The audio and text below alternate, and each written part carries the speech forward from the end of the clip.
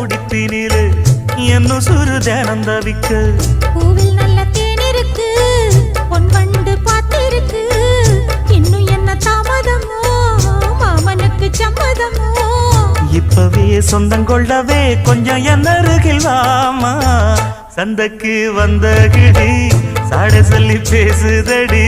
சந்தைக்கு வந்த மச்சான் சாட சொல்லி பேசுவதே முத்தம்மா முத்தம்மா பக்கம் வர வெக்கமா